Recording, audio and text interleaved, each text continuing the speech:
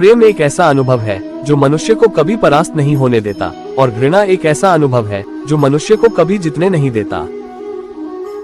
प्यार या प्रेम एक ऐसा एहसास है जो किसी भी इंसान को कभी भी असफल नहीं होने देता, और अहंकार या घृणा वह एहसास है जो किसी भी इंसान को कभी भी सफल नहीं होने देता।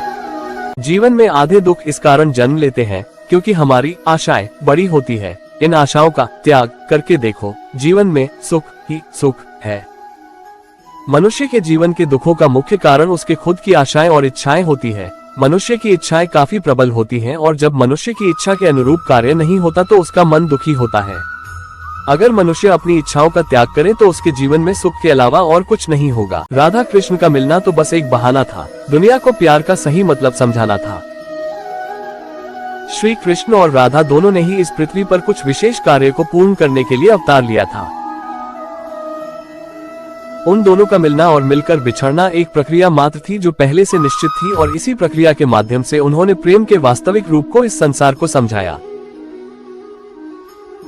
राधा ने श्री कृष्ण से पूछा, प्यार का असली मतलब क्या होता है? श्री कृष्णा ने हंसकर कहा, जहाँ मतलब होता है वहाँ प्यार ही कहाँ होता है। श्री कृष्ण कहते हैं कि जिस प्रेम के रिश्ते में स्वार्थ, अहंकार या मतलब होता है वह रिश्ता प्रेम का रिश्ता कभी नहीं कहला सकता, क्योंकि प्रेम के रिश्ता निस्वार्थ होता है, यानी प्रेम के रिश्ते में कोई स्वार्थ नहीं होता। जीवन ना तो भविष्य में है और ना ही अतीत में, जीवन तो बस इस पल में है, केवल इस पल में। जो मनुष्य अपने जीवन को अपने अतीत या अपने भूतकाल के भरोसे जीते हैं, उन्हें श्री कृष्ण मार्गदर्शन देते हुए कहते हैं कि मनुष्य का जीवन ना तो उनके भूतकाल में है और ना ही भविष्य काल में है।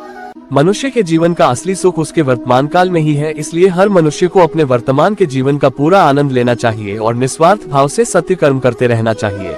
जिंदगी में दो लोगों का होना बहुत जरूरी है, एक कृष्ण जो ना लड़े फिर भी जीत पक्की कर दे, दूसरा कर्ण जो हार सामने हो फिर भी साथ ना छोड़े। यदि आप किसी के साथ मित्रता नहीं कर सकते हैं तो उसके साथ शत्रुता भी नहीं करना चाहिए।